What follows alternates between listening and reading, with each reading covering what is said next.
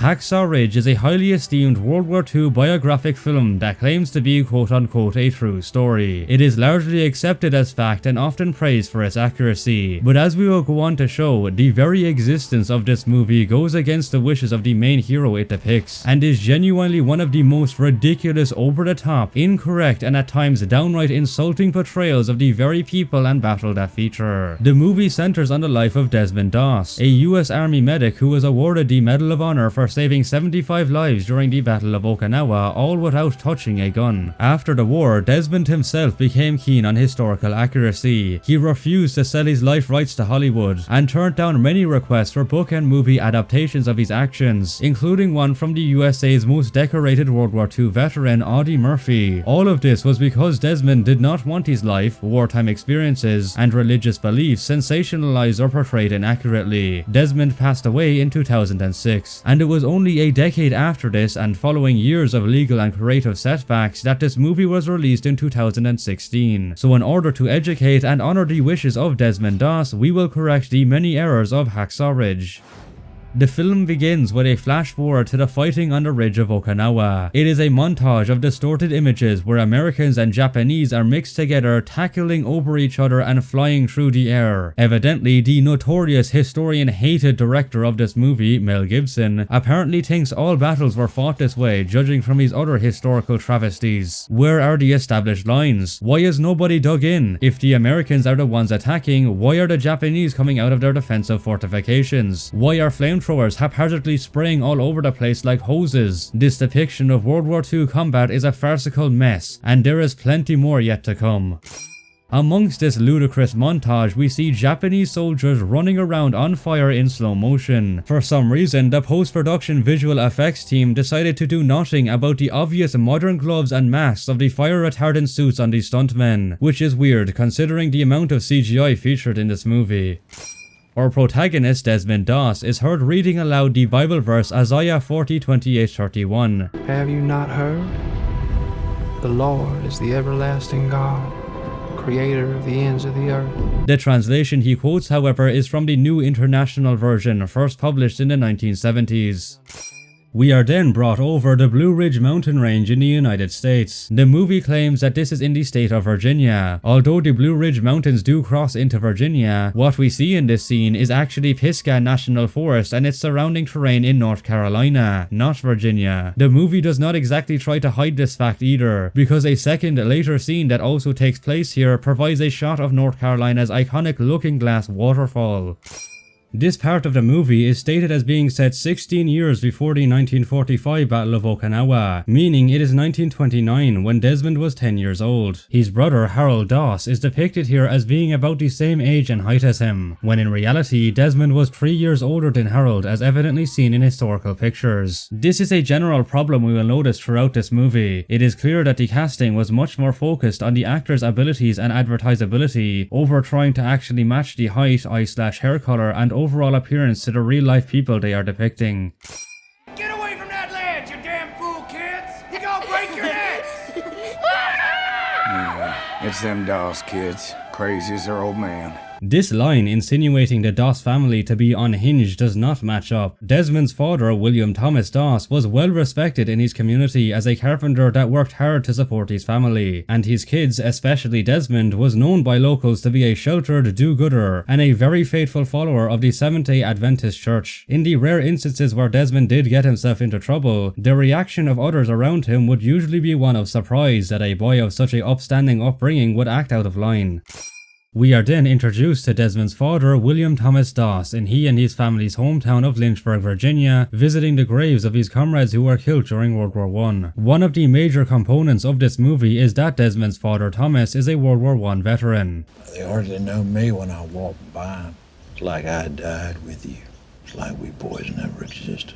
Here is the thing though, Thomas Doss didn't fight in World War I. That's right, his service was completely made up for this movie. According to a newspaper dated October 18, 1918, William Thomas Doss was among a large number of Lynchburg, Virginia draftees. However, World War I ended 24 days after Thomas was drafted, so he was discharged on November 21st, 1918. Reminds me of how Artie Gittins looked in his uniform when we went to France. No one in his family ever claimed he fought in the Great War. There are no mustered rolls that list his name among US Army soldiers in France, nor any transport logs that list his name either. This myth that he was a Silver Star Medal awarded World War I veteran is everywhere. Even Desmond Doss's main Wikipedia page claims it. It is one of many prime examples of how fictionalized Hollywood movies like this do distort our view of history.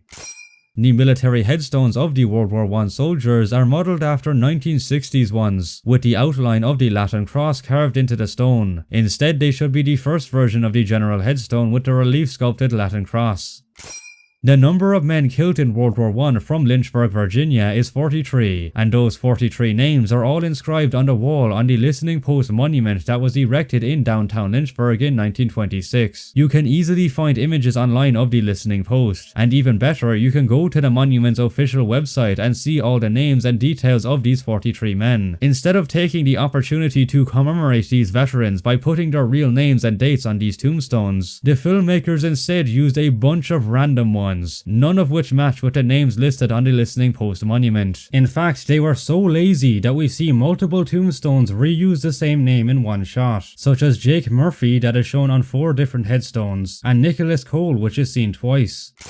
When Thomas is arriving home, we see a 1930 Ford Model A Deluxe sedan in his yard. Its appearance is an anachronism for 1929. We actually go on to see an older Ford Model TT in an upcoming scene, which could have instead been put in the background for a more period correct car here. The Dosses are shown living in a rural brick house, when in reality it was a smaller wooden house located in a more urbanized suburban neighborhood. Desmond's mother, Berta, enters, showing us the Doss family all together, but throughout the movie, Desmond's older sister, Audrey Doss, is completely absent. She was not even added as just a background character or mentioned at all. During Desmond's youth, his family also had a pet English bulldog named Jack, but he too does not feature in this movie. Why stop and save me whipping them both? This way I just whip the one that wins. This is a staple of Thomas's character in the movie. I'm gonna have to beat you now, you know the rules. That he is a violent, persistent abuser of his children and wife. What the hell's going on? You man, you're out there. Don't flip it off. I hate him.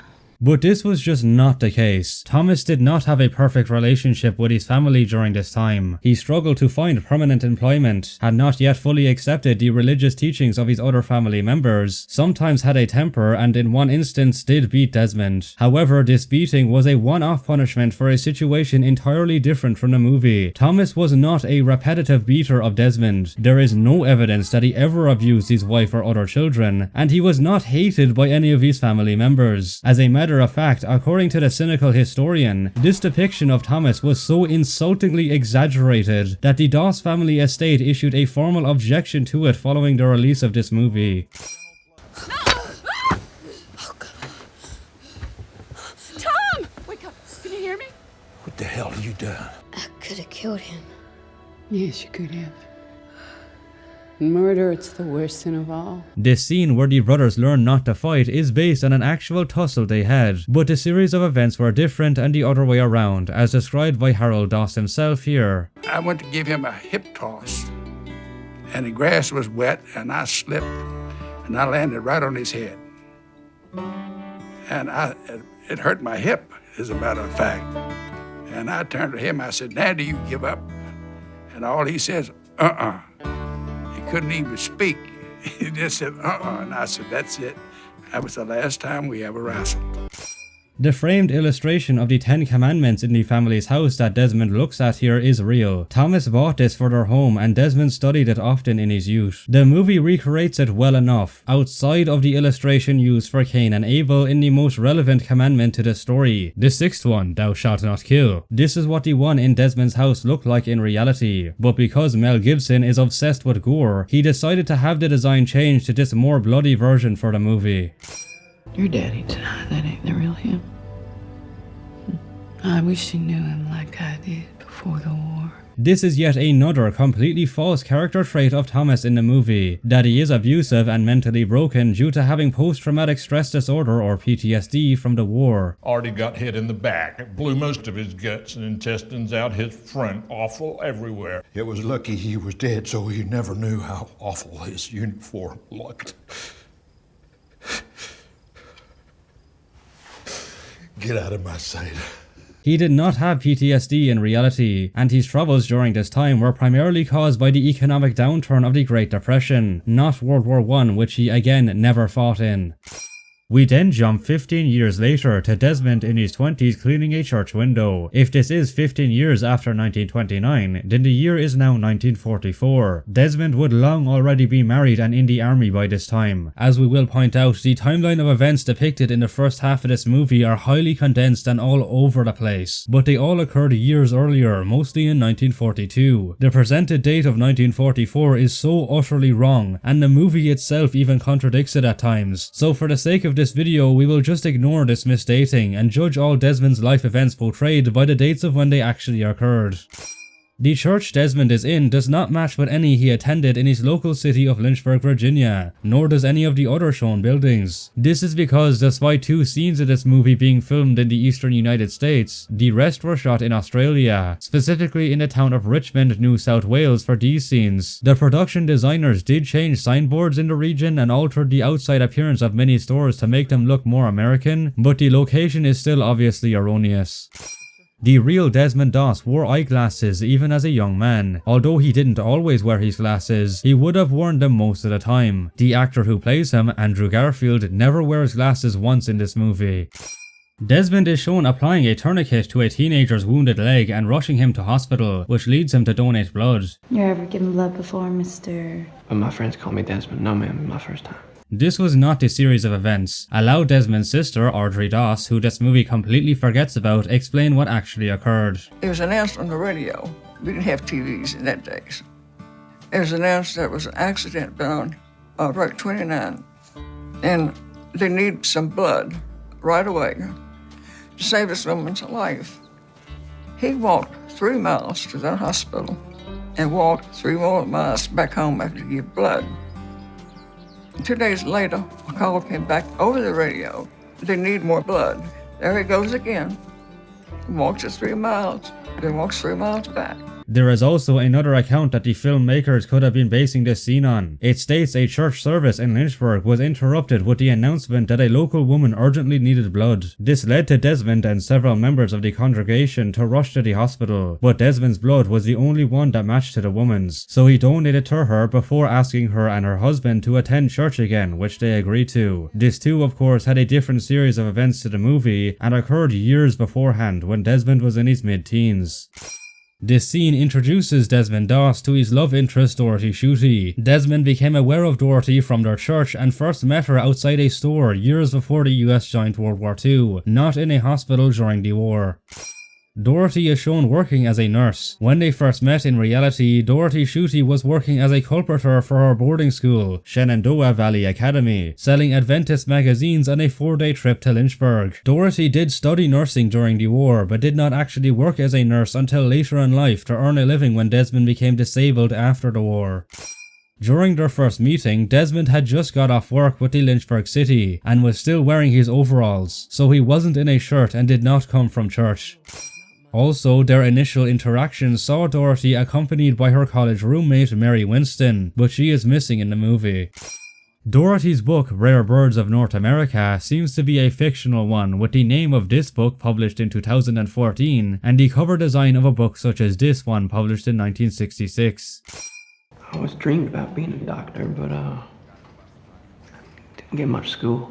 Desmond did not dream of becoming a doctor growing up. He had a general idea that he wanted to help people but did not know specifically how. The reason he went on to become a medic was because it was one of the only ways to directly contribute to the war effort, while still keeping true to his religious values of not taking up arms.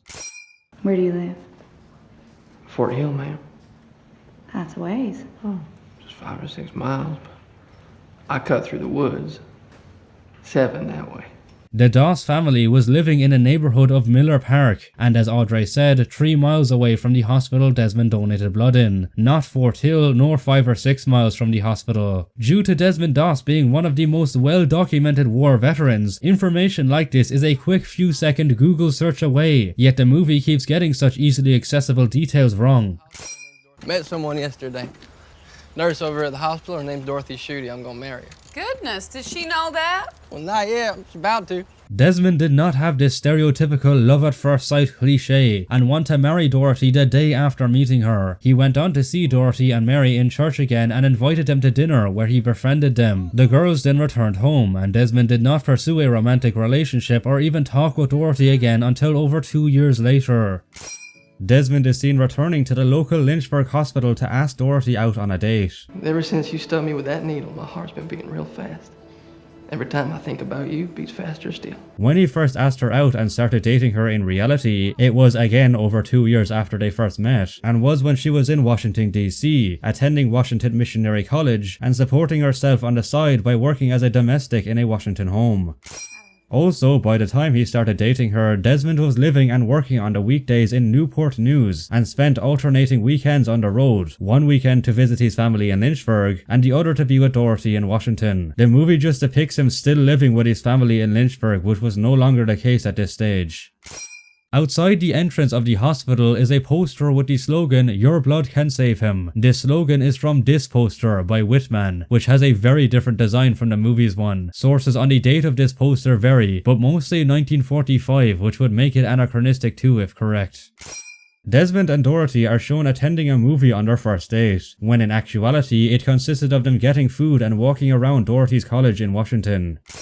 The intro of the movie they attend has the audio and visuals of Frank Capra's 1942 film Prelude to War. However, the opening narration is skipped over, and they then show footage of a Nuremberg rally that is not featured in Prelude to War. Prelude to War was also released in May of 1942. Desmond was no longer a civilian at this point, having already been sent to basic training in April 1942. When the couple are outside the cinema, we see posters for the Cary Grant movie Destination Tokyo. This was released on December 31st, 1943, making it even more anachronistic to appear for when Desmond was still a civilian. Desmond is depicted first kissing Dorothy outside the cinema on their first date. In reality, they were on a much later double date with another Adventist couple, when they shared their first kiss in the backseat of a car driving through Rock Creek Park, Washington, D.C. Desmond's brother Harold enters wearing an army uniform, when in fact he enlisted in the Navy and served aboard the USS Lindsay during World War II. Also, between the two brothers, Desmond was the first to join the military, not Harold. I have to enlist. I can't stay here while all them go fight for me. Yes, you can. Dorothy, you can stay here. I have to. I won't be a medic. I figure I'll be saving people, not killing them. According to the official procedure worked out by the church and armed services, Adventists would not volunteer for service but would wait their turn in a draft. This is exactly what Desmond did. He had already registered for the draft prior to the US joining World War II, as required by law, and then had to wait until he was called into service, which he was in April 1942. He did not enlist nor have a say on exactly when he would be joining the army. So are you gonna ask me to marry you or what? I don't know. You still gonna have me? Well, I wouldn't know. You haven't asked. Well, I'm asking you. With all my heart and then some, you marry me? Then yes. Yes, I will. Desmond and Dorothy did not decide to get married like this while Desmond was still a civilian. They had discussed wartime marriage but were initially opposed to it. It wasn't until Desmond was months into basic training while seeing her on weekend passes that they changed their minds and decided that they did not want to wait until the war was over to marry. These three were my best friends. I grew up with them. I got into trouble with them, chased girls with them. I enlisted with them. No, you didn't enlist, Thomas. You were, as aforementioned, very briefly drafted. You know, whatever beliefs you have in your crazy head now, they won't ever play out. It don't work that way. And if by some, I don't know, miracle chance you survive, you won't be giving no thanks to God. Wow. Okay, the real Thomas would never say this at this stage in his life. Thomas Doss was an atheist during Desmond's childhood, but by his son's teenage years, Thomas had converted by officially getting baptized as a Seventh-day Adventist Christian like the rest of his family were. He practiced the religion seriously, studied the Bible, gave up smoking and alcohol, and even risked losing work to take Sabbath days off. Desmond was very proud of his father for doing this. In fact, Thomas shared his last goodbye with Desmond before his army induction by praying with him. Overtly false depictions of real-life people like this become all the more distasteful when you consider how Hacksaw Ridge screenwriter Robert Shenkan said in the post-production documentary that he would not do any. There is a line that I will never cross, and that is I will never have a character who is based on a real person say or do anything that I think is antithetical to who they really were.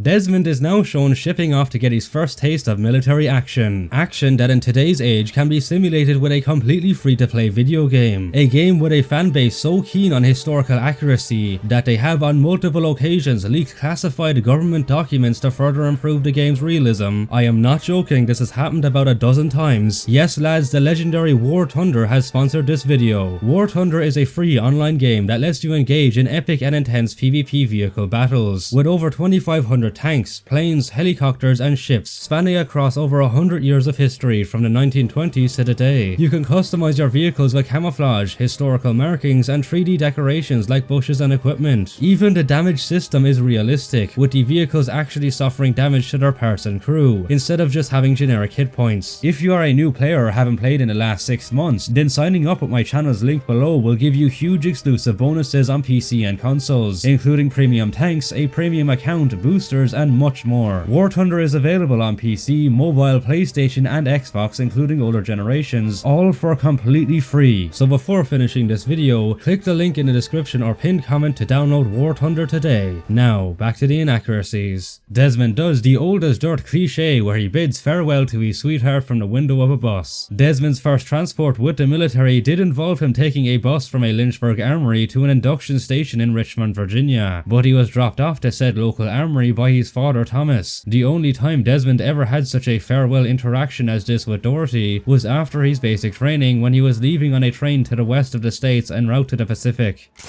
Doss and the others on the bus are seen already wearing army khakis and garrison caps. They were not issued uniforms until they arrived at the army base of Camp Lee. They should still be in civilian clothes for this scene. Here.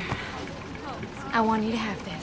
Dorothy did in fact give Desmond a pocket Bible, which he cherished, though she only gave it to him after they got married months into Desmond's training, not before.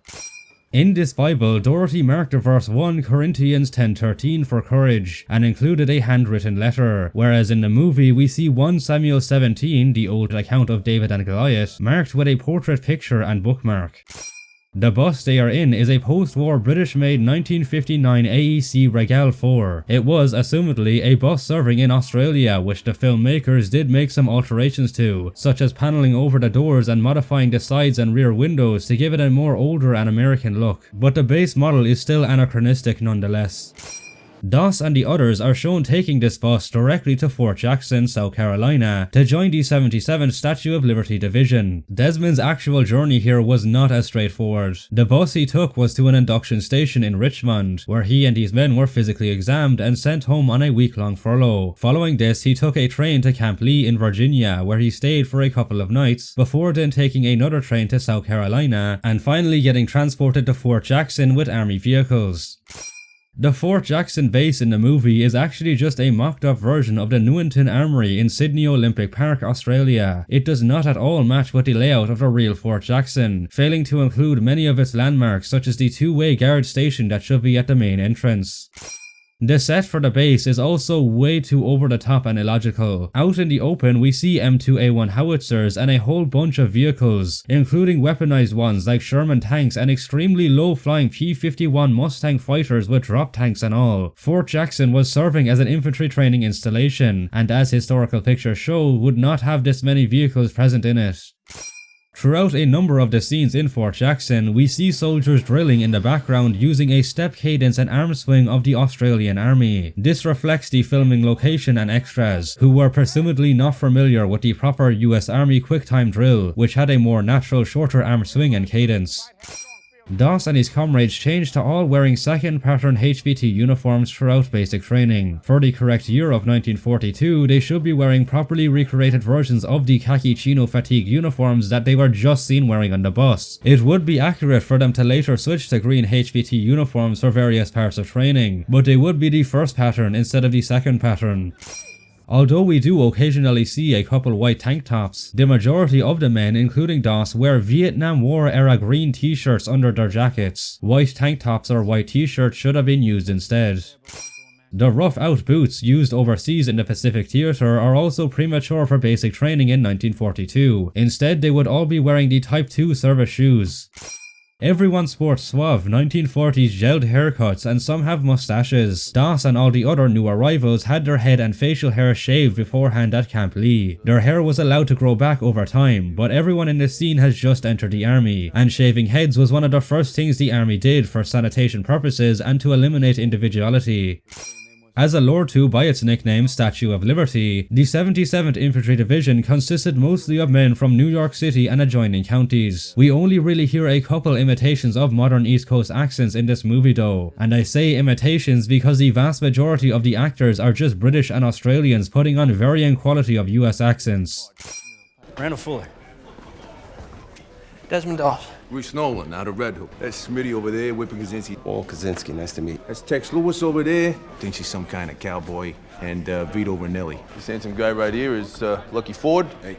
That's Walker and Pinnock over there pretending they're card sharp. None of these characters are based on the actual men Doss served with. Many of Desmond's 77 comrades included Jim Boylan, Ken LaFord, Henry Hunneken, V.L. Starling, Henry Laverlock, Solomon Statman, Charles Stieglitz, John Centola, Carol Bentley, Elwyn Gaines, litter bearer Ralph Baker, and fellow medics Daniel Gaudenti and Lee Willoughby all gave riveting interviews on what it was like serving alongside Desmond Doss from basic training to Okinawa. But instead of basing the characters on any of these people and their readily available accounts, Mel Gibson decided to just have them all be fictional GI stereotypes, which is in stark contrast to what he said behind the scenes. Well, I think it's important to portray someone, if you're making a pick, kind of a biopic, if you like, not, about someone who really existed, you have to investigate the other people in his life, those who he loved, those who loved him, and the forces exerted on him by the people around him, whether they were enemies or friends, and he had enemies too. I think Lucky's got a good book, right, Lucky? It's a good read. The magazine Glitter Girls is a fictional one created for the movie. Why couldn't they just use a 1940s magazine like Film Fun instead? It's not like they are copyrighted. A sergeant enters to perform another cliché moment, clearly ripped out of Orly Army's routine in Stanley Kubrick's Full Metal Jacket. Let me see your Indian war cry, son! I don't... Ah! That's a war face! Now let me see your war face! Ah! When the sergeant is first introduced, the corporal assisting him calls the barracks to attention. Attention! You do not call attention for an NCO of higher rank, you call at ease. I am Sergeant Howell or Sarge! Unlike all the other enlisted ranks in this unit, Sergeant Howell is a real person. However, Desmond only mentioned encountering him once during his 1943 desert training in Camp Hyder, and the encounter went as such. Sergeant Howell from the aid station came to my tent. Doss, turn in your aid kits. You are no longer in the medics. Doss nor anyone else in his unit mentions Sergeant Howell after this. He was not the core figure that trains and goes on to fight and battle with them as the movie depicts. It seems the screenwriters just heard Doss say Sergeant Howell's name in the shown clip and then just used it to create a stereotypical fictional sergeant character. The leader of 2nd Platoon that Desmond served with, in fact, was Lieutenant Cecil L. Goronto, but of course he is never seen in this movie. No, Hollywood being forced to train without clothes and Smitty getting a knife in his foot is not based on anything from Doss's accounts. This knife injury is also way too serious for Sergeant Howell to brush off as an act of stupidity. Yes, he is stupid for playing this knife game, but Sergeant Howell just pulls it out and that's it. This man had an M3 fighting knife stuck so deep in his foot that it was embedded, and he just runs off and continues training like it never happened. He would need immediate medical attention and wouldn't be able to walk for days. It should also be noted that these men have just arrived for basic training and haven't even been issued their rifles yet. They certainly wouldn't have their fighting knives yet either. If they wanted to do the scene with the knife game, the US Army M3 fighting knife should have been replaced with something non-military like a switchblade. The training is far too simplified and condensed to an unrealistic amount. Apparently on day 1, the men are receiving mountain warfare training with ropes and doing obstacle course drills. And we know this is all happening on day 1 because Hollywood still has no clothing throughout these scenes.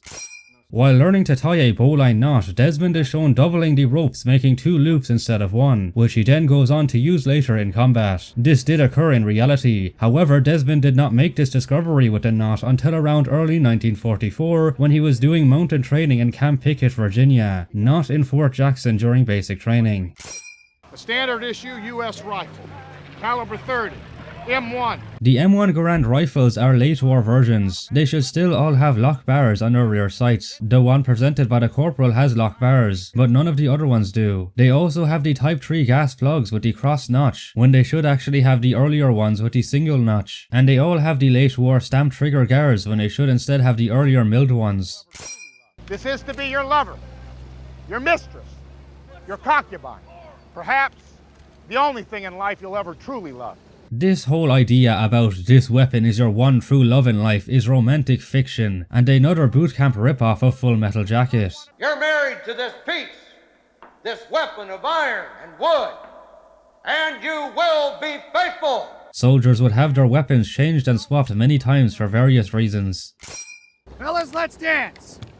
Grab a girl. Each man would be individually issued a rifle with a serial number. They wouldn't be presented to a group like a buffet and told go grab one. And with that point, a lot of these soldiers would be given Springfield M1903 rifles as their first weapon in basic training instead of M1s. We are introduced to Captain Jack Glover, who was a real officer, but at this time he was a lieutenant instead of a captain.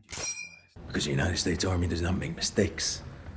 So if there's a problem, you must be that problem. I was just never supposed to be sent to a rifle company. Yes, Glover, the United States Army does make mistakes, and this was one of them. The Congress of the US specifically wrote into military draft law the provision that conscientious objectors be assigned to the medical department. It was only in the confusion of the early days that Desmond was stuck in a rifle company, despite his draft classification of 1AO conscientious objector. Desmond complained about this mistake to his chaplain, Captain Carl Stanley, who helped him get transferred into the medics where he belonged. This saw him being switched to serving alongside Company B of the 2nd Platoon, 1st Battalion, 307th Infantry Regiment. Desmond would go on to be moved between the medics and infantry more times ahead, but none of them are depicted in the movie, with him instead just being shown sticking with his initial rifle company throughout. No sir, I volunteered. No you didn't, you were drafted. He doesn't want to work on Saturday, sir. Well, Saturdays, I'm a 7th-day Adventist, so Saturday is my Sabbath, so I'm not allowed to work then. I don't think that poses a problem, do you, Sergeant? We should simply ask the enemy not to invade on the Sabbath because Private Doss hears a prayer. All right. Well, now we got that clear.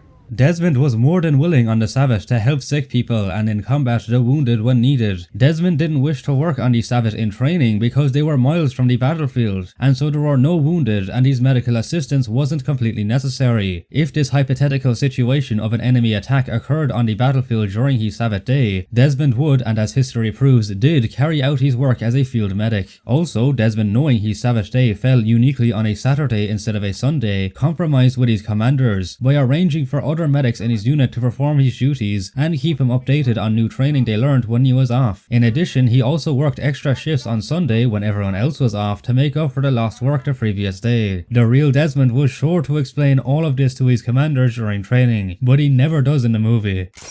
As long as you're in this company, under my command, you will obey my orders, period. In contrast to what is said here and shown throughout the movie, Desmond and Company B he served with were never directly under Jack Glover's command. Glover was instead in charge of the headquarters company of the 307th Infantry Regiment. It was Captain Frank L. Vernon who was Desmond's Company B commander, but just like it also was with 2nd Platoon leader Lieutenant Cecil L. Gorento, Vernon is but a ghost in this so-called biographic movie, with his role and heroic actions being replaced by a completely different officer of a different unit. Really quite ironic considering how these filmmakers would not stop going on about how they made this movie to quote-unquote honor the veterans. The new film Hacksaw Ridge brings awareness to the struggles of our veterans and honors the brave men and women who've sacrificed so much for this country. I'm proud to honor our country's military with this film. I'm putting you in for a Section 8 psychiatric discharge. Glover was involved in trying to remove Desmond out of the army with a Section 8 for mental instability. However, this occurred in the summer of 1943 when Doss's unit was at Camp Hyder in Arizona for desert training, not in Fort Jackson.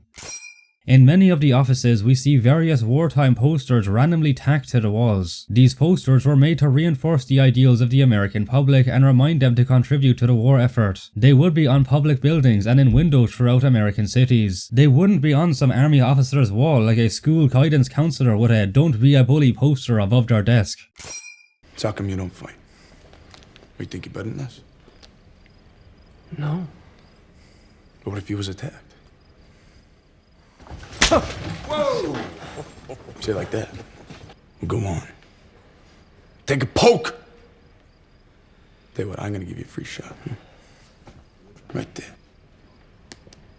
Hit me, Dawes. Go on. Let him have it. Go ahead. No? Desmond was harassed and picked on by his company men in basic training due to his beliefs, but there are no accounts of anyone trying to directly fight Doss like this. Yes, it is true that Doss refused to touch any weapons and refused to kill, but despite what is usually stated about Desmond Doss, he was not a complete pacifist like what is shown here. According to Doss himself, when an officer who was confused by his refusal to handle a weapon asked him what he would do if someone was about to attack his family, his response was this: I didn't mean I wouldn't do anything. The only thing about it, when I got through with him, he probably wished he was dead. Even as a child, Desmond didn't like to get pushed around and was not afraid to physically fight off bullies even when outnumbered. So yeah, if someone had slapped Doss across the face and challenged him to a fight like this, he more than likely would have squared up.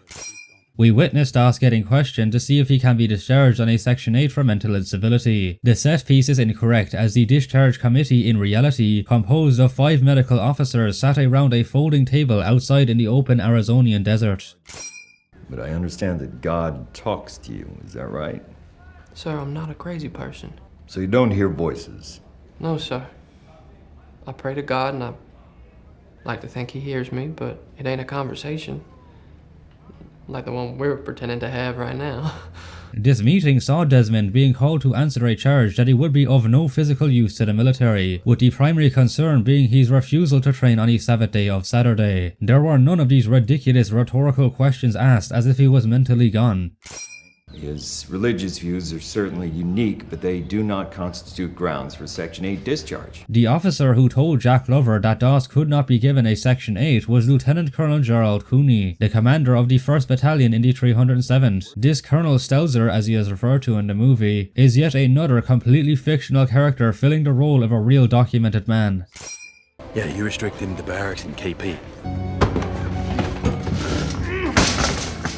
Doss, your area is a disgrace. It's a pigsty! What you men fail to recognize is a unit is no better than its weakest member. Now, to help you learn that lesson, there will be no passes this weekend.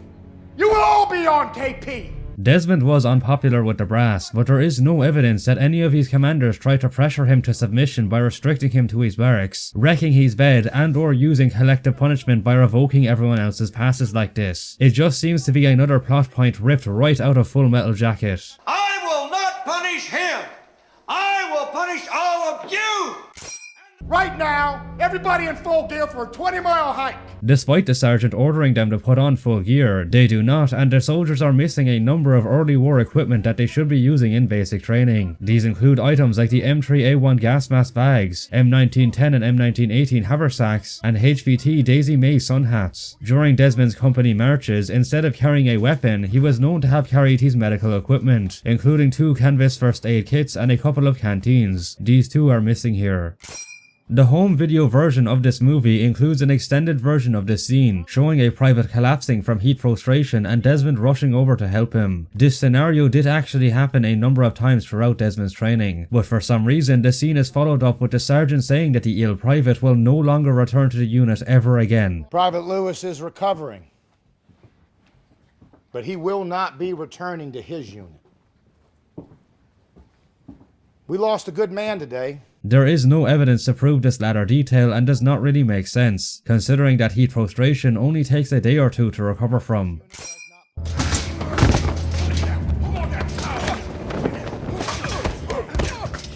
Wouldn't you guess it, yet another Full Metal Jacket rip-off scene. Desmond nor anyone he served with ever said he was given a hazing and beaten to a pulp like as shown here. The worst of the harassment Desmond received was when he first arrived to Fort Jackson, and culminated in verbal threats and getting items like shoes thrown at him, not outright hazings. By the time of the depicted events, Desmond had earned the respect of his company men by treating their blisters, aforementioned heat frustration and other ailments, as well as fighting to get them more water when needed, so it would be highly unlikely that they would hate him enough to even consider giving him a beating at this stage.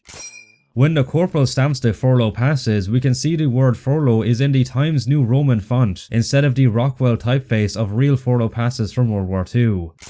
There is another out-of-place poster on the wall of the CQ building, but this particular one is also anachronistic as it is dated 1944. We see Doss and his men waiting in line for the furloughs. The argument that is about to commence is based directly on an actual interaction Doss had around October 1943 when the 77th was moving to Indiantown Gap, Pennsylvania, so again not in Fort Jackson. An officer in his 50s by the name of Colonel Sanston enters the CQ office to challenge Desmond's furlough. Private Doss, I'm afraid I can't authorize your pass. There is no record of a Colonel Sanston in the 307th Infantry Regiment. He is yet another fictional character. In reality, the officer who Doss had this altercation with was a captain named William T. Cummingham, who was in his 30s. Cummingham didn't barge in to intercept Doss like this. He was actually the one stamping the passes in the CQ office. When he enters, Sergeant Howell gives a salute. He shouldn't do this because the only time you salute indoors is when you are reporting directly to a superior. He should just snap to attention like everyone else. Also, the salute is one of the worst ever seen in a Hollywood movie. It looks like what a little kid would do when trying to imitate a salute. This is not a standalone instance either, as we later see Desmond's lawyer perform an equally terrible imitation of a salute in a formal setting. The CQ office randomly has British-made GSGS maps pinned to the walls. The two maps behind the colonel are of East Berlin, Germany and the Strait of Dover between England and France. The one behind Doss's head in the same shot shows the coast of Algeria, and the one behind the desk we briefly see next to the flags is Hamburg, Germany. Why would the 77th Division, a division training to fight in the Pacific Theatre, have maps of European and North African locations within a stateside base? And why would these British GSGS maps that were made for the Navy and Air Force to use on their missions be randomly pinned on these walls? This is just the CQ office where these guys get their passes, not a military intelligence office or a briefing room in England. This is a furlough for men who have passed the basic training. It says you're not rifle qualified. Well, I'm not required to carry a rifle, sir. Colonel Stelzer, he... Colonel Stelzer's determination was Doss must be allowed to work as a combat medic, provided he qualifies in all other areas of his training. What led Cummingham to want Desmond to take up a firearm was because Doss had recently been transferred out of the medics and back into the infantry under Cummingham's command, and that week the army had just passed an order that everyone, including clerks, truck drivers and so on, had to qualify on the rifle range before they could get any passes. It had nothing to do with Desmond's basic training, which he already completed by this stage, nor with the findings of his Section 8 carried out by the fictional Colonel Stelzer in the movie. I put in for this furlough 3 weeks ago. I'm getting married this afternoon. Desmond had already married Dorothy over a year before this interaction occurred. Corporal Cannon. Talk! Hand Private Doss your firearm. The weapon that Captain Cunningham ordered Doss to take was an M1 carbine, not an M1 Garand rifle, and it was Cunningham himself who was trying to hand it to him, not some corporal. I won't touch a rifle, sir. I'm not asking you, Private! That is a direct order from a company commander! Not only is this character a made-up stand-in, but his rank also does not even make sense for this. A full-blown colonel would never hold the position of a company commander. That position is usually assigned to captains, like it was in Cunningham's case here, or senior first lieutenants. A colonel is typically a brigade commander. Refuse, and I will have no recourse but to court-martial you. Okay, prepare yourself, because at this point the movie starts to go completely off the rails and depicts a series of utterly egregious melodrama that never happened. Cunningham was angry at Doss for not taking the carbine and did threaten to court-martial him, but he never did, and instead punished Desmond by putting him on permanent KP duty, scrubbing pots and pans. Instead of appropriately showing this, the movie commits one of, if not the biggest inaccuracy so far, by depicting Desmond actually getting court-martialed, which is utter nonsense. And you will spend the duration of the war in a military prison. This is a repeated suggestion in the movie. They're saying you could go to prison, Desmond. Leavenworth. That Desmond could face jail for the duration of the war for disobeying the orders. We want him to plead guilty, but then he'll get a dishonorable discharge. Otherwise, he fights them and he for sure goes to prison.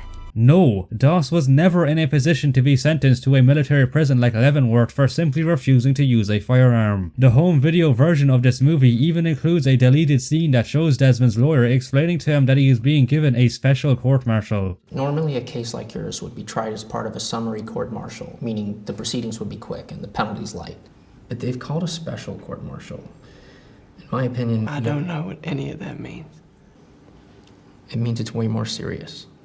You could end up in prison for a number of years. Like, really? Does the artistic license need to be this extreme in order to make the already interesting real-life story more entertaining? How much longer would you like to wait, Dorothy? I think it's been long enough. Desmond did not miss his wedding with Dorothy. He successfully got leave and married her on August 17, 1942. Just like how he was not court-martialed, Doss also was not thrown in the brig for refusing Cunningham's orders. If I can't convince you, maybe she can. Jack Glover never had Dorothy brought to the base in an attempt to talk some sense into Desmond. They wouldn't let me call you. Yes, they did. One of the first things Desmond did after the confrontations with Cunningham was call his family back home and complain about how he was kicked out of the medics and was not receiving furloughs, which led to his father getting involved in trying to resolve the situation. His parents were not informed by Dorothy like the movie shows. The movie then decides that they didn't slander Thomas Doss's character enough.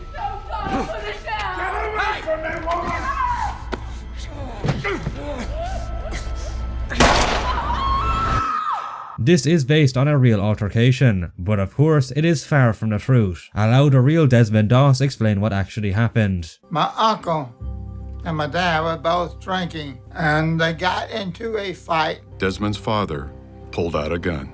They were fighting, and Daddy had the gun, and Mother got in between. Neither one of them wanted to hit Mother. Mother told Daddy, "You give me that gun." So the police are on the way. They took the bullets out and gave her the gun. Mother gave me that gun. She said, "Go hide that gun." I ran home. It was about a block or two away.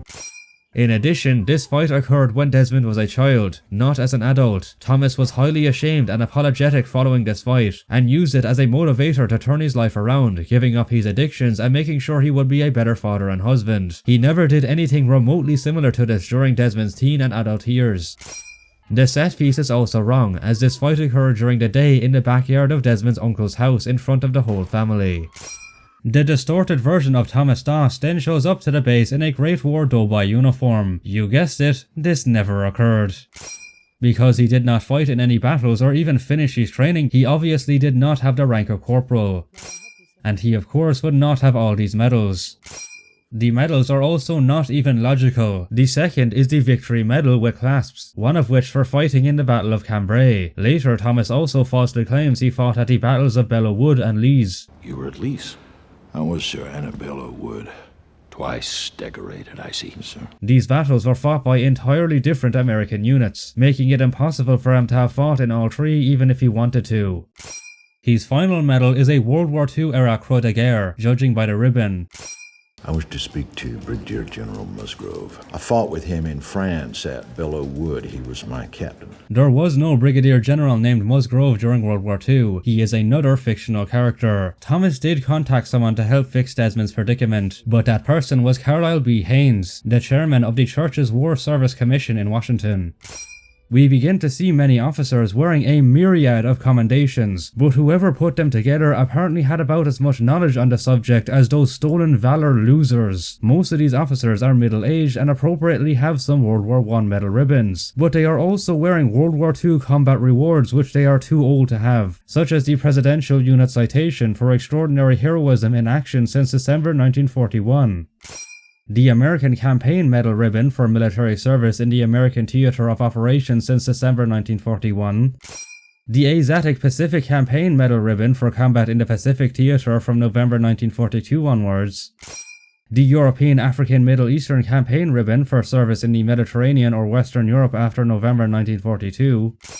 And the Combat Infantryman Badge, which started to be given out to active infantrymen in November 1943.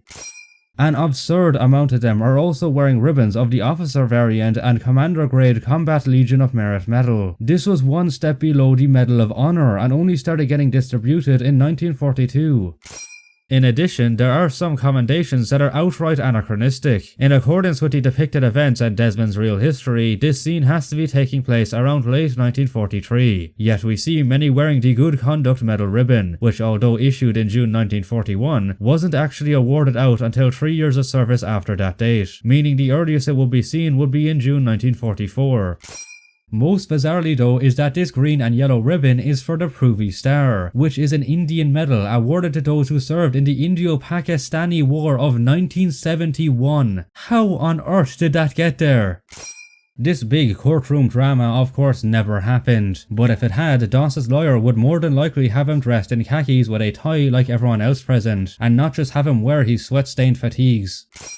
There were 2 men in my hometown, declared 4F unfit. They killed themselves because they couldn't serve. There are no records of any 2 men from Lynchburg, Virginia taking their lives following being declared 4F unfit for combat. This anecdote is present in a couple of sources on Desmond Doss, but they all mention it generally and do not claim Desmond knew of any of the men that did this.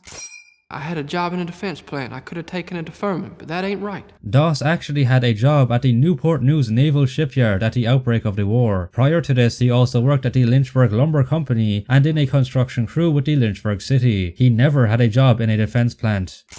The fictionally dressed and base-present Thomas Doss then bursts into the fictitious court-martial to deliver a fictitious letter signed by the fictitious Brigadier General Musgrove, which he knew from his fictional World War I service, to the fictitious judge, who reads it, leading to the fictitious versions of Cunningham, Glover, Howell, and the other fictitious prosecutors to drop their fictitious charges, much to the relief of the fictionally underdressed Doss, his fictitious lawyer, and his fictionally base-present wife. Oh, what's that, Hacksaw Ridge producer, Bill Mechanic, and screenwriter Robert Shenkan? You want to remind us of something? Desmond did not believe in movies and did not want to publicize himself. And in fact, it's kind of interesting. Hollywood approached Desmond very quickly about his life rights shortly after this event, and he turned them down, and he kept turning them down. Oh yes. I wonder why that was. Anyway, what actually happened was after Thomas contacted Carlisle Bill Haynes, Haynes in turn contacted the regimental commander Colonel Stephen S. Hamilton, who straightened things out by getting Desmond back in the medics and giving him a 3-day pass to go home and see his family. The movie immediately jumps from the fictional courtroom drama in Fort Jackson to our boys of the 77th Division arriving on Okinawa. Our soldiers are presented as inexperienced in pristine pressed uniforms and shocked upon seeing the battered combat veterans and dead bodies passing by them. This strongly gives the impression that this is the very first time these men are heading into combat, which is not true at all. As indicated with some of our earlier points, Desmond's unit did not train solely in Fort Jackson. They also did training in Camp Pickett, Virginia, Indiantown Gap, Pennsylvania, Pennsylvania, desert training at Camp Hyder, Arizona, and amphibious training in Hawaii. Desmond and his 307th Regiment then first saw combat during the Battle of Guam in July 1944. It was actually on Guam where Doss proved himself with his actions as a tenuous medic, for which he was awarded the Bronze Star. The 307th then landed on the island of Leyte in November 1944 as part of the Philippines campaign, and fought through December. After 4 months of refitting, they finally landed on Okinawa. By this time, Doss was already a hardened veteran who had firmly earned the respect of his fellow soldiers. We understand that movies need to cut and condense certain events to fill within 2 hours, but pretending a bunch of training all over the States and half a year of frontline combat in 2 campaigns never happened is a bit hard to accept. The establishing shot of the Okinawa beachhead utilizes a lot of CGI, but does show a pretty good representation of several LSTs unloading men and vehicles, including a number of Sherman tanks and 2.5 trucks. There are a few vehicles absent that were ubiquitous along the Okinawa beachhead though, such as LVTs and DUKWs. The text on the screen says it's May 1945. It should actually say April, since the 307th Regiment of the 77th Division came ashore here on April 27, 1945. The American M1 helmets worn by the soldiers are cheap reproductions. Their overall shape is off compared to World War II ones. Some of them are either too big or too small for the actors' heads. None have the World War II era front seams that they should have. Their liner straps are light coloured repo ones instead of the proper darker ones, and their liners are green plastic instead of the proper brown fiberglass ones. In later shots, we see the green liners of some of the overturned helmets have overlapping web suspension straps instead of the ones tied at the center, meaning these repos are modelled after Vietnam War era M1 helmets instead of World War II ones. The M1 helmets also all have swivel bales. Surviving 77th Division helmets from Okinawa show both fixed bales and swivel bales, so we should see a mix of both in the movie. The tactical Statue of Liberty symbol of the 77th Division on the helmet sides look like identical factory-done paint jobs, as if they came off an assembly line. There should be a lot more variations, as soldiers applied these helmet markings themselves, sometimes using a stencil which created the broken outline of the insignia, or sometimes the soldier who was most skilled with a paintbrush would do them by hand for his unit.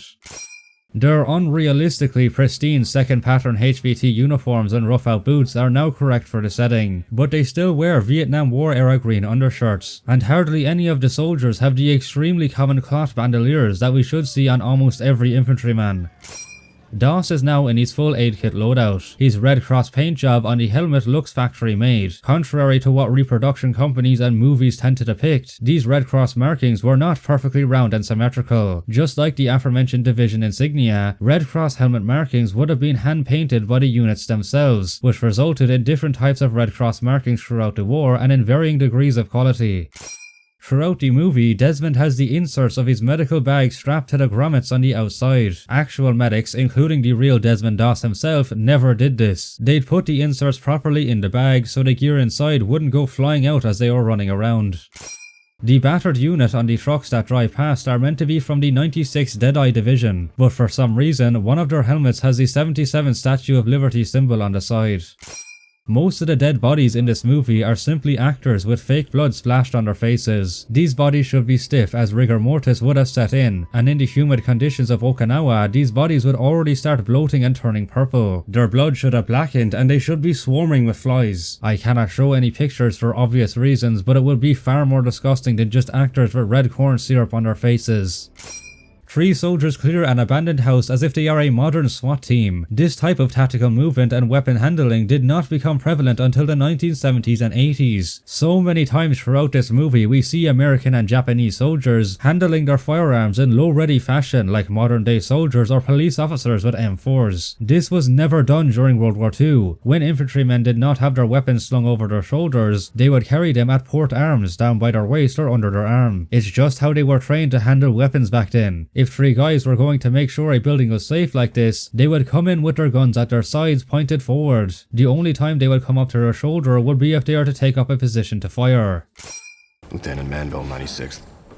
We've been assigned you, sir. The opposite of this is what actually happened. When they arrived, the 307th Regiment of the 77th Division was the unit that was temporarily attached to the 381st Regiment of the 96th Division. Herb Schechter, you and me and Paige here. About the only medics we got left in this area, so I guess we're gonna be working together. There were no veteran medics named Irv Schechter or Peach who worked alongside Doss in Okinawa. The two medics Doss did work with were the Afro-named Daniel Gadenti and Lee Willoughby. Both of these men had been with Doss since Guam, and both were a part of the 77th Division, not the 96th. We see incorrect reproduction water canteens with metal wire chains. Proper World War II era canteens had stamp chains. The jabs deliberately target the wounded. Lose all your Red Cross markings. Nips put a premium on shooting medics.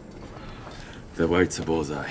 This is true. The vast majority of Marine Corpsmen and US Army medics, including Doss himself, didn't wear Red Cross markings in the Pacific, due to fears that the Japanese would intentionally target them. Problem is, Desmond already knew about this long before arriving to Okinawa, and apparently the memo didn't make it to the graphic designer who chose to show Doss in combat wearing the Red Cross helmet in the official poster and cover art for this movie.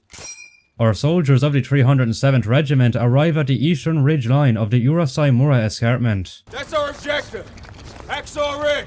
This escarpment wasn't actually nicknamed Hacksaw Ridge until after the war, yet it is almost exclusively referred to as such in the movie. Hacksaw. I mean, it's straight up in the title of the film. During the battle, it was generally referred to as the Maeda Escarpment, after the village of Maeda on the other side of the ridge, or simply the Escarpment. Although the escarpment has a ridgeline on top of a gradual incline that reaches about 200 feet, the actual cliff part of the ridge that the soldiers had to scale was only about 20 to 30 feet high. So no, it was not this monolithic cliff looming hundreds of feet up like what is shown in the movie. When the 307th arrived below the escarpment on April 30th, there were no cargo nets hanging off the side of the cliff like this. A behind-the-scenes clip has dialogue saying the 96th Division put up these Navy nets beforehand. The 96 have put up some Navy nets. This is incorrect. The men of the 96th Division had been scaling the cliff by hand or using makeshift ladders. On the night between April 30th and May 1st, US Army cargo nets were brought up to make the climb up the escarpment easier and faster. 3 men volunteered to climb one of the makeshift ladders and tie the nets to the pinnacle rocks. One of them was Doss. The guy helping the soldier climb atop the ridge in this footage is Desmond Doss, and this photograph taken at the same time on May 1st shows him at the top during a lull in the fighting. It is another key part of Desmond Doss's story that the movie leaves out. We take it, maybe we get Okinawa. We get Okinawa, we take Japan. This is placing way too much strategic importance on something like the Maeda Escarpment. This ridge line was not the last for the Japanese. It was one of many ridges the Army and Marines had to get past during the Battle of Okinawa. Some of the infamous bloody engagements on Okinawa, like the Army battles for Conical Hill and Big Apple Ridge, as well as the Marine assaults on Sugarloaf Hill, Wanna Ridge, and the reduction of the Shori Line occurred after the Maeda Escarpment.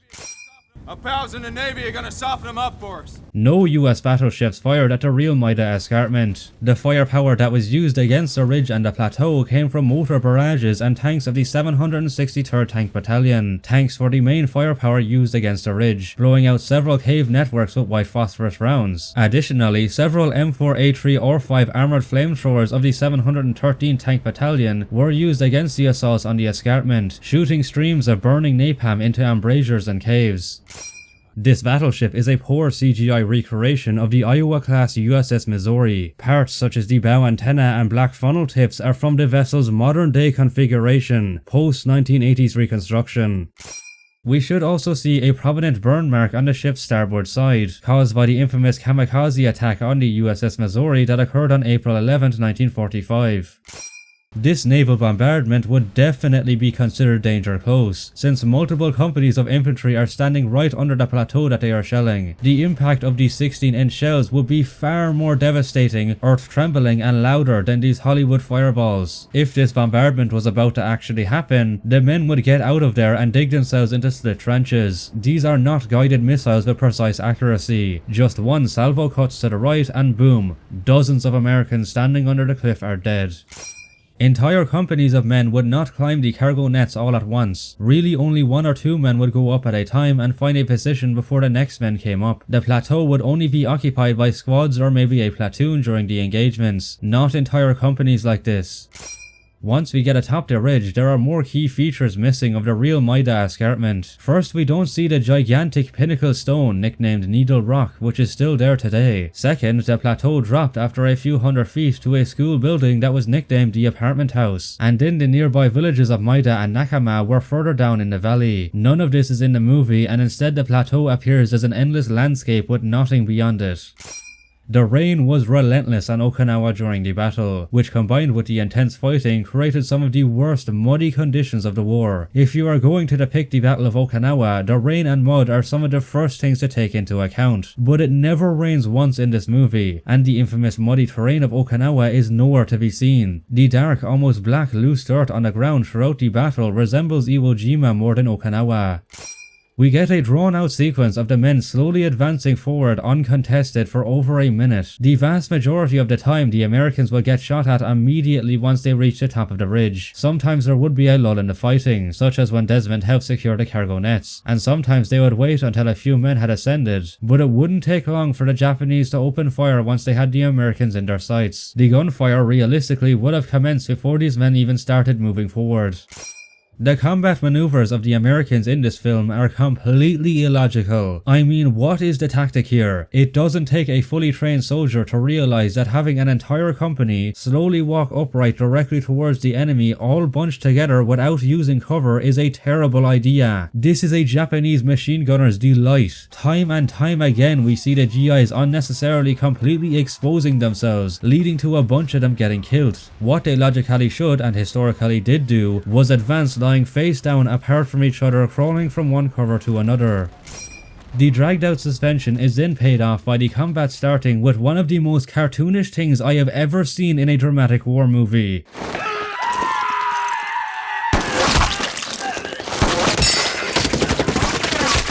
Why would this happen? This guy was just laying up there from a previous battle, somehow survived the bombardment we just saw, and then decides to pop up like a zombie and scream at a fellow American when he touches his leg. Is this supposed to be funny? This seems out of touch and is so over the top gory that I have to blur it. And yes, I know from past experiences that I do have to blur some of these things, even though it's all just fake effects and CGI. There are no testimonies that mention anything this ridiculous happening.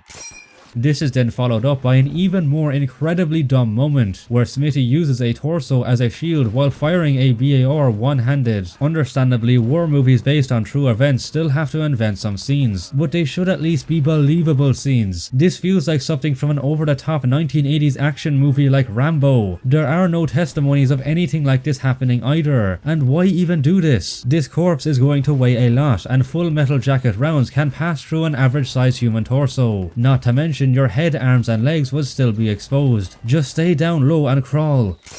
During this absurd moment, Smitty's BAR fires at least 23 rounds. The BAR's magazine only holds 20 rounds, but Smitty seems to have the advantage of no reload mode throughout this movie.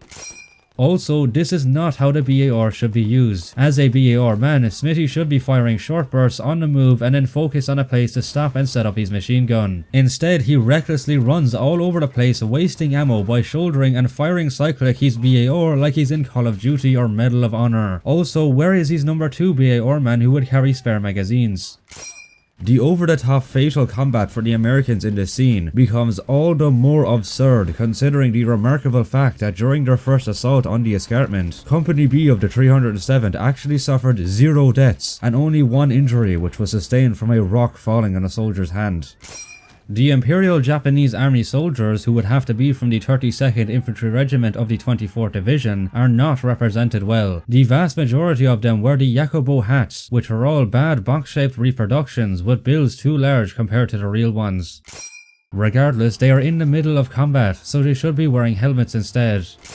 The helmet the Japanese soldiers wore was the Type 90 Tetsubo helmet, and some appear to have this in the movie. However, a lot of the helmets are actually just Swedish M21-18s, hidden under Japanese covers to act as Type 90s, which are noticeably wider. The Imperial Japanese Army stars on the Type 90 helmet covers are also much higher than they should be. The extras depicting the Japanese do a poor job wearing their uniforms. All of them wear their Japan undershirts untucked, which would not be the case. Their ammo pouches are placed randomly on their belts, sometimes on their backs, when they should be placed on the front as they were intended. The Japanese troops simply wearing the Japan undershirts is okay, since they were allowed to do so, but we should at least see some of them wearing the Type 98 wool tunics, and even the S-13 shirts. This was Okinawa in May. It wasn't nearly as hot as some of the other Pacific Island battles from the previous summer like Saipan and Peleliu, which are further south. Every one of the Japanese riflemen in the movie used the old Type 38 Arasaka rifle. This was still in service in 1945, but we should see a large number of the newer, shorter Type 99 rifles as well. Many of the Type 38 rifles are also poorly made wooden props, and some are even broken in a few shots. The Japanese in this movie are as dumb as the Americans tactically, for we constantly see them jumping out of their fortifications, either to completely expose themselves for no reason like this fella, or charge directly at the enemy. Don't try to say these are Banzai charges, because contrary to what Call of Duty World at War might have taught you, human wave attacks like this rarely occurred and only happened as a desperate measure. In reality, the Japanese would hardly ever leave their positions atop the ridge. Kerzinski's M2 flamethrower is a badly made prop. The rupture disc on one of the tanks is too large compared to the actual one. If they wanted to depict the look of the M2 flamethrower functioning, then we should initially see bright sparks spurting out from the ignition of the pyrotechnic charge inside the muzzle that lights the fuel. And we should not see hilarious propane hoses obviously hooked up to it in shots where it's firing. Kerzinski keeps inappropriately using the flamethrower, as if it was a standard small arms weapon used to engage infantrymen head-on like a submachine gun. It was a device used to clear caves and fortifications. Kerzinski should instead be towards the back of the ridge, waiting to be called up to use his flamethrower against a cave opening. The stream of the flamethrower is way too accurate. We see him burning Japanese here while avoiding the two Americans just a couple of feet away. In this situation, these two Americans would also get covered in burning napalm, as this stuff fires everywhere and is much hotter than your average fire. The M2 flamethrower only had enough fuel to fire consistently for less than 10 seconds. Kerzinski fires his far more than this and is never seen refueling it.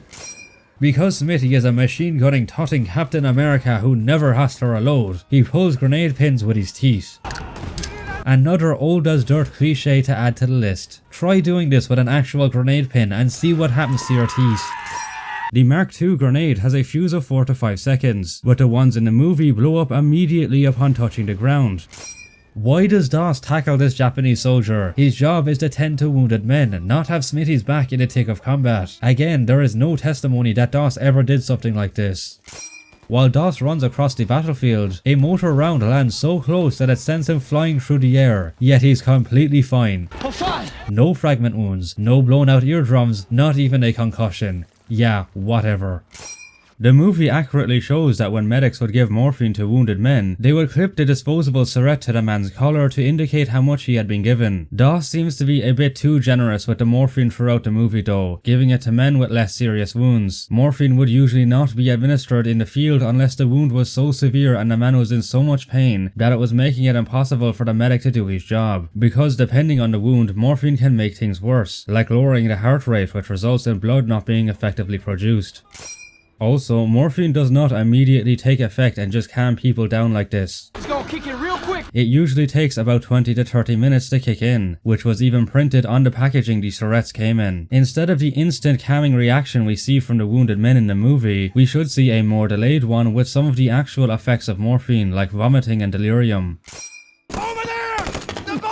There were no massive concrete bunkers housing machine guns atop the plateau of the Escarpment. Instead, the Japanese utilized the jagged terrain and coral rock caves as fortifications. They wouldn't have the time nor the resources to build massive bunkers. Using the terrain also made them more difficult to spot because they were literally a part of the landscape and would actually be far more scarier for the Americans to face instead of these big uncamouflaged things sitting out in the open.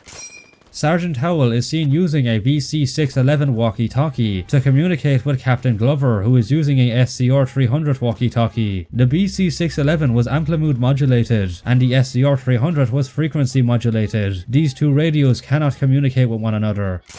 The radio operator carrying the SCR-300 is using an M1A1 carbine with the folding stock, the variant for paratroopers. Unlike Lieutenant Manville's rare but not totally incorrect for 1945 carbine with the bayonet lug and adjustable rear sight, this M1A1 version is definitely erroneous for army soldiers on Okinawa to have. The only time you would see paratrooper carbines in the Pacific would be with paramarines at Bougainville. Push in as close as you can! Give me everything you got! Team to flank him! These men would have already worked out a plan of attack before going into battle, and even if improvisations had to be made in the heat of combat, an NCO could handle that. He wouldn't have the time nor the need to get on the radio to discuss it with the captain. And what was the point of this radio conversation? These men appear to be only a few hundred feet apart. These things would have been used to communicate with other units and rear echelon commanders, not to your own men who are on the battlefield with you like modern day soldiers with headsets. If he had to tell the captain something, he would just go and tell him or send one of his men to tell him. The Americans never brought M2 motors up onto the plateau during the assaults. The only time they would use motors would be down below the escarpment when there are no Americans up top. Also, why is one motorman speaking into a handy-talkie as if he's receiving firing coordinates from a forward observer? They're right there on the plateau. You can see the Japanese. There's no need for a forward observer. At this range, this would be direct fire. The reason the Americans did not bring up motors in reality was because it would be incredibly danger close. Apparently, these solid concrete bunkers are made of styrofoam. A standard M6A3C rocket fired from an M1A1 bazooka could penetrate armor, but would never cause a concrete fortification to atomize like this. Nor could a single satchel charge, which we see completely blow up another bunker afterwards. Fortifications like this were specifically built to withstand this kind of punishment. It doesn't matter if there was ammo or whatever stored inside it. For example, several bunkers on Omaha Beach that held ordnance for their guns and charges and 75mm tank rounds blew up inside them, and none of those bunkers exploded into smithereens like the movies ones. This lad on the Type 92 heavy machine gun looks like he has no idea what he's doing. He's just leaning back, staring at the rear of the gun, not even looking at what he's shooting at. Where is the gun's rear optic sight that this guy should be looking through?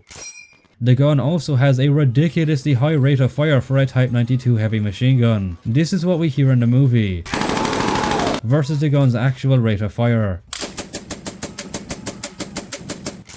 This fella throws a grenade. Like most of the other explosions in this movie, we don't actually see anything hitting the ground, yet are immediately met with a blast anyway. A blast that is far too big for a fragmentation grenade, and is not a smokescreen from the likes of a white phosphorus grenade either.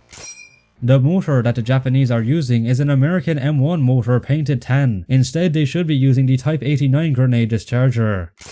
Also, just like with the M2, this M1 motor is on the front line and firing way below its minimum effective distance. The Japanese motors would have been deployed down the slope on the other side, much further down from the plateau. After the bunkers are destroyed, the Americans suddenly decide to do their own version of a Banzai charge, and just slam into the Japanese line of defense for a melee. I thought Sergeant Howell said over the radio he was going to flank them. This is a head-on attack, the opposite of flanking. What? There were instances of hand-to-hand combat on the escarpment, but it was in small numbers, usually one man against another, not masses of troops colliding into each other like this. So much friendly fire would occur if this sort of thing happened. During this Braveheart-inspired melee, one of these soldiers picks up an M1919 machine gun to rake some Japanese. This would badly burn his hand, since we saw him firing it like a madman just prior to this. If he was going to do this, he would have an asbestos glove on his left hand or a wet rag wrapped around the barrel. Dig in for the night, we hold this spot, we mop up the rest of the ridge tomorrow. The first night that squads from B Company spent on the plateau, they had hardly made any progress and many Japanese positions remained. Under the cover of darkness, the Japanese would move up and toss grenades into American positions and continue to shoot anything they saw. The soldiers would still be fighting, not relaxing, hanging out and sleeping as shown. During the night, our Americans sit in a circle smoking cigarettes. You're telling me these lads have never heard the most basic frontline rule of light discipline? Seeing the flame of a lighter or the glow of a cigarette would be the easiest way to spot an enemy in the dark. This idea would be instilled in these soldiers since basic training. No one would be smoking at night. The bottles of plasma seen throughout the movie are the wrong shape. Instead of the cone-shaped bottle that the props have, they should be rounded. Guess what time it is, lads? Yup, despite us having long left Doss's family portion of this movie, it is once again William Thomas Doss defamation o'clock. My daddy's a drunk. He fought it for years, but it kind of got a hold of him hard and made him mean. Sources on whether or not Thomas Doss was an alcoholic during Desmond's childhood vary, but what they all agree on is that he gave up alcohol and smoking when he joined the church by Desmond's teen years. So Doss in the movie continuing to describe him as a drunk in present tense is completely wrong. My daddy used to beat me and my brother just because the sun rose and then whip us just because it set. I could take that, but when he would do it to our mama. Get away from me, woman!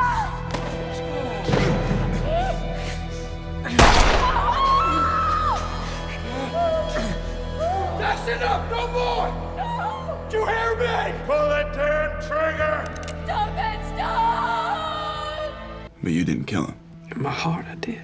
Movie. Do you have any idea how utterly disrespectful this is? As we've already established, all of this is untrue. William Thomas Doss was a real person, a father who struggled, worked, overcame, and dedicated his life to supporting and loving his family. Can you imagine how he or Desmond would react upon seeing his character getting completely distorted and broadcasted to the world like this? Desmond Doss would never talk bad about his father at this stage. In fact, when he discussed his father with other soldiers, in actuality, he only spoke positively, saying how he was proud of his father for becoming a dedicated Christian, giving up his bad habits and finding permanent employment. I could go on and on about how completely wrong this is, but I just can't with this movie anymore, so I'm going to briefly pass the mic to the other researcher involved in this video, the one who convinced me of the importance of correcting this farcity of a movie in the first place, historian, filmmaker and artist Michael Ackerman.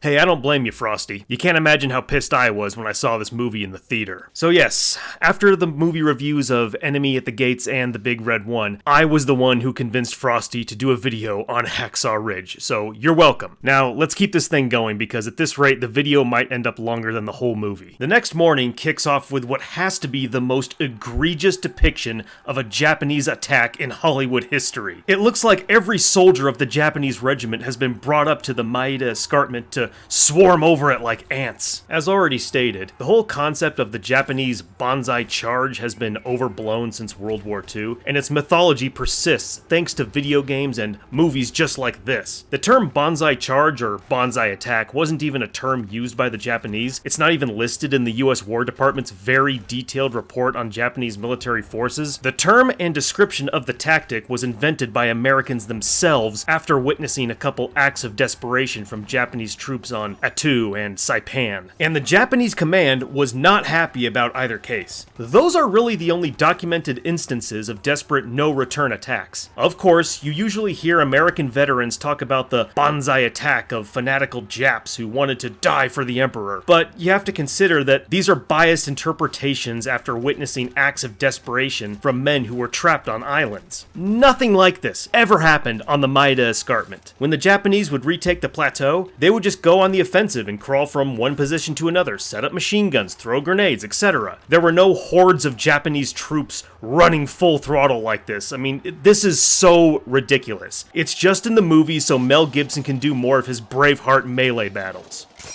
The Japanese also launched their counterattacks at dusk when the sun was setting, not in the mornings when the sun was rising.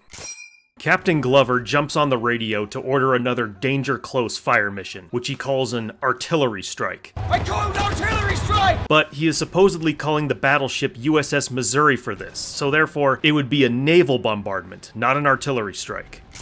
Because I guess they wanted to give him a cool death, Krasinski idiotically stands out in the open just burning enemies with his flamethrower, and then this happens.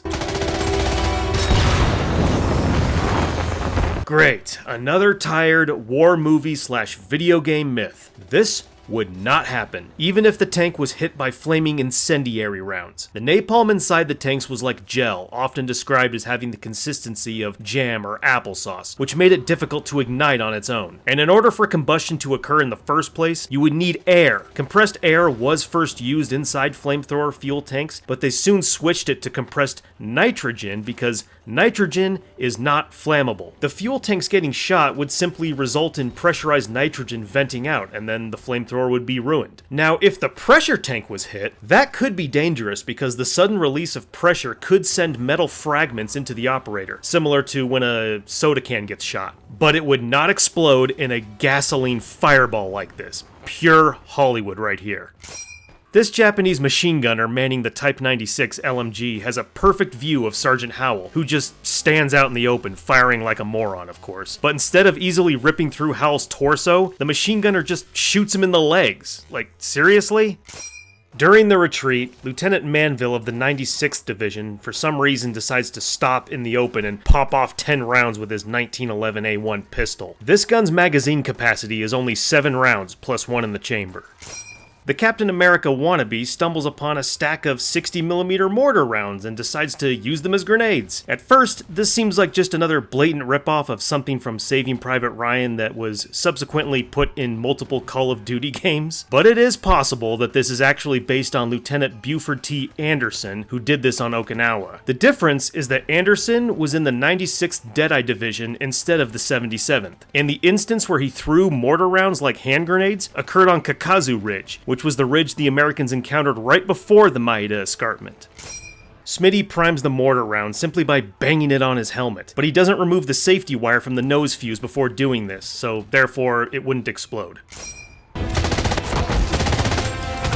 There we go! That machine gunner knows how to shoot an easy target. He needs to give some lessons to that guy who shot Sergeant Howell's legs. Of course, our fictional Smitty has to do some stupid last stand with his pistol before dying. Where did he even get this M1911A1? He's not an officer or an NCO, he's not part of a weapons team, so unless he privately purchased one before shipping off, he shouldn't have this sidearm. And where is his BAR for that matter? Did he leave it behind? Going back to some anatomy stuff here, if Smitty is supposed to be dead in this scene, then his eyes should be dilated since ocular muscles release immediately after death.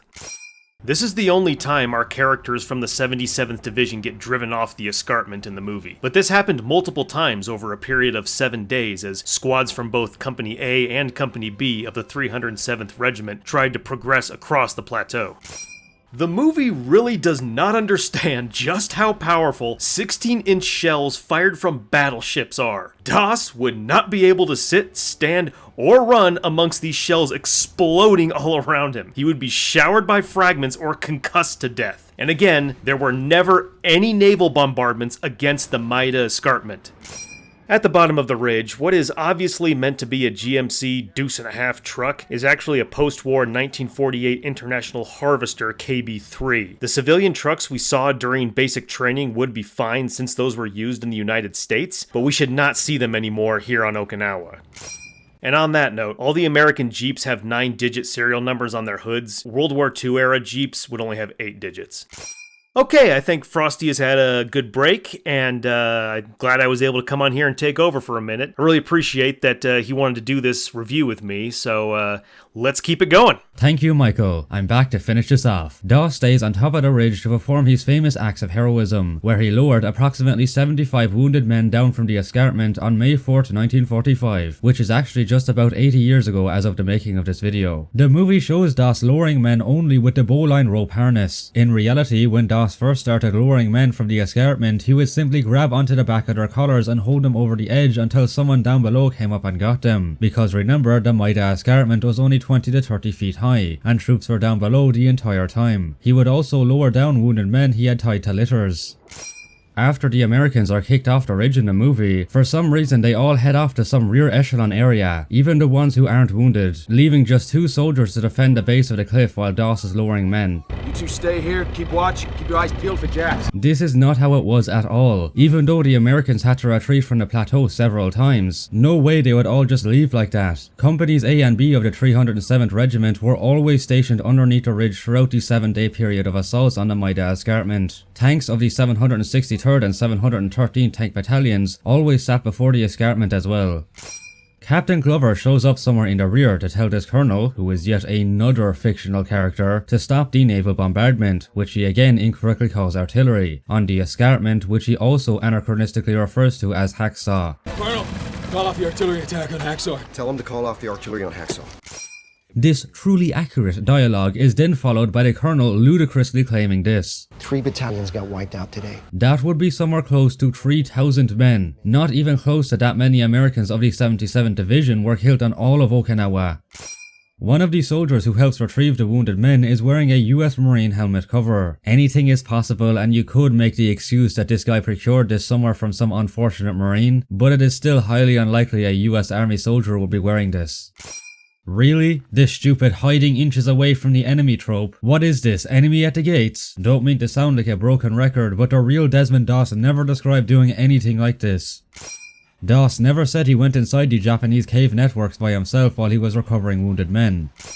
Doss scurries through the caves, which are depicted as fortified concrete corridors more similar to the French Maginot Line than anything the Japanese did in the Pacific. Again, the Japanese did not do this. These were simply caves and that's it, not concrete fortresses.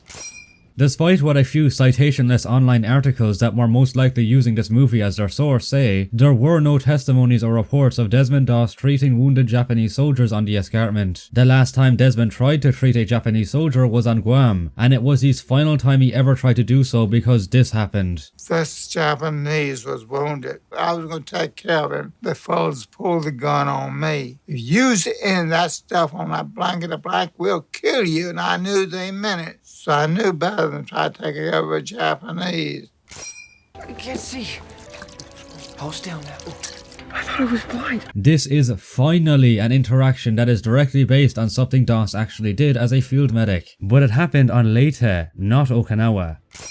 The movie depicts the majority of these events happening while Desmond is completely by himself in the middle of the night. The 12-hour period where he lowered some 75 wounded soldiers on May 4th actually happened during the day.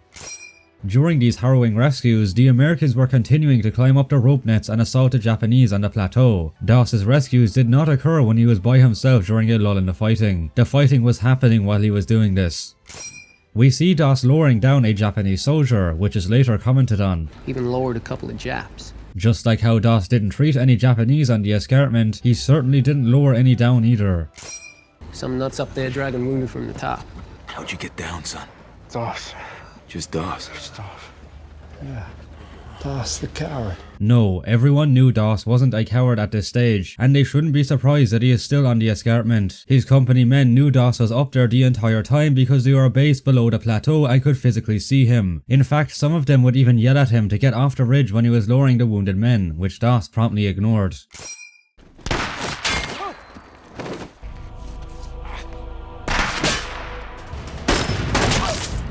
We get it, Mel Gibson. You like movies such as Enemy at the Gates. I know you're tired of hearing this broken record, but Desmond Doss never said anything like this happened. The scope reticle of the Arasaka Type 97 sniper rifle appears to be missing all the numbers. The Arasaka is a bolt-action rifle, but thanks to some shoddy editing, the sniper seems to be a mythical semi-automatic variant here. During this duel and in many other scenes too, the soldiers look over the tops of their sights while shooting. Good job training these actors how to behave like real soldiers, Mel. Now we get one of the dumbest moments in the movie, and that's saying something after what we've already seen. Instead of showing how the 12-hour rescue actually came to an end with Doss descending from the escarpment because he couldn't find any more wounded men and because he was on the verge of collapsing, Mel Gibson decided to create this. Jump on it. You're kidding. Oh, I'm gonna drag you.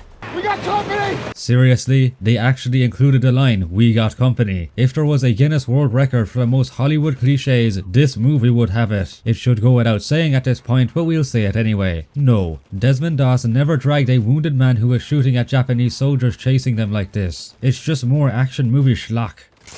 Sergeant Howell sprays his M3 grease gun all over the place, just burning through ammo. We can see on his belt that he has the 3-cell pouch made for M3 magazines. Given that the maximum capacity for an M3 magazine is 30 rounds, he would have approximately 90 rounds total while on the plateau. But from the first battle to the Japanese counterattack and now this hilarious chase scene, he must have fired over 400 rounds from this gun, because he never lets off the trigger. Especially during this chase scene, he fires like 3 magazines worth without reloading and keeps going even when he's below the escarpment. During the actual 7-day battle for the escarpment, Japanese troops did take up positions at the edge of the escarpment and opened fire on the Americans down below. It didn't happen once Doss came through though, and they didn't stand up at the edge of the ridge allowing themselves to get easily shot and fall action movie style. Instead they got pounded by tank fire and had to retreat. We have to go back up tomorrow. I realize that tomorrow is your Sabbath. On Saturday, May 5th, Doss's day of Sabbath, Desmond was approached and asked to go back up the plateau with elements of Company B for another assault. But he was asked by Captain Frank Vernon, who, as aforementioned, was actually the one who led Company B here, not Jack Glover of the Headquarters Company. What the hell is your delay, Captain? You're supposed to begin that assault 10 minutes ago. We're waiting, sir. Waiting for what? Private Doss to finish praying for us, sir. Ironically enough, it was actually Jack Glover who contacted Captain Vernon, asking what the delay was all about while Desmond finished reading his Bible, not the fictional colonel. The obnoxiously over-the-top final battle montage shows slow-motion close-ups of the weapons ejection ports, giving us beautiful, clear views of the blank rounds flying out of them everywhere. The battle sequence is interrupted with shots of some fictional Japanese commander underground preparing to commit seppuku. After stabbing and slicing into his abdomen, one of his officers cuts his head clean off with a katana. While having someone perform this second act was a common part of the ritual, they were to ensure that the neck was not cut clean through and leave the head attached to the body by a small flap of skin. It was considered extremely undignified and unnecessarily messy for the head to be cut clean off and roll around on the ground. This final act of heroism with Doss and the grenade did not occur this way and did not occur on the Maeda escarpment. This actually happened on May 21st, 15 days after the escarpment was taken, and it happened in the middle of the night outside the town of Maeda. It was not a Japanese act of deception, but instead the Americans and Japanese stumbled upon each other in the dark and hand-to-hand combat ensued. A number of grenades were thrown and one landed right beside Doss. He didn't slap it away or kick it though, he put his foot on it just before it blew up. The movie also omits the fact that when Doss was being carried away on a litter after the grenade incident, he hopped off and told him to take another man who was in worse shape than him, which then led to Doss getting shot through his left arm and he had to use a rifle stock as a splint. The epilogue of the movie even shows a photograph of the real Doss with his left arm in a cast from the wound. It was revealed in the post-production documentary that Mel Gibson purposely chose not to depict this, as he thought it would be too unbelievable for the audience. Some of them, you can't even believe what this guy did. I mean, it's so over the top heroic. If you did it, people would go, come on. Let me get this right, Mel. You think your audience will have no problem believing this? This. This. This. This. And this. But our main hero doing heroic things just as he did in reality? Oh no, that's too far. Okay. Doss did indeed lose his Bible when he was wounded, and the men of Company B did go out and find it for him. But this happened once Doss was already aboard the hospital ship and it was later mailed to him. We've taken Hacksaw. The conclusion of the assaults on the Maeda escarpments did occur on May 5th, but the plateau was not officially mopped up of Japanese troops until May 6th. Where did this pulley system suddenly come from? We just saw them climb the escarpment without this thing being present and then it just magically shows up. Nothing like this was ever built on the escarpment. The movie concludes with an extremely disingenuous epilogue, showing a number of historical clips, mostly from the 2004 documentary The Conscientious Objector, which is far more interesting and accurate than this terrible movie. The problem is that it's very clear that this documentary was the only source they used for this movie, and they didn't even follow it closely whatsoever. They also show cherry-picked clips of it relating only to the tiny bits of factual information put in the movie. For example, they include this one of Desmond recollecting the blind soldier interaction, where they of course leave out the fact that this occurred on Leyte and not Okinawa. He says, I thought I was blind. This gives the audience the impression that the other details in the movie were correct, which, as this video very much proves, could not further be from the truth. And so we are left with over 240 historical inaccuracies. Thank you to War Thunder for sponsoring this video. Don't forget to play it now for free using the exclusive links below for all new and returning players who haven't played in 6 months to receive a massive exclusive pack across all platforms, available for a limited time only. For more, click on this video where we cover the downright insulting enemy at the gates. Massive thanks to Michael Ackerman for his critical research aid. And of course, thank you for watching and supporting the channel. This has been the Frosty One, out.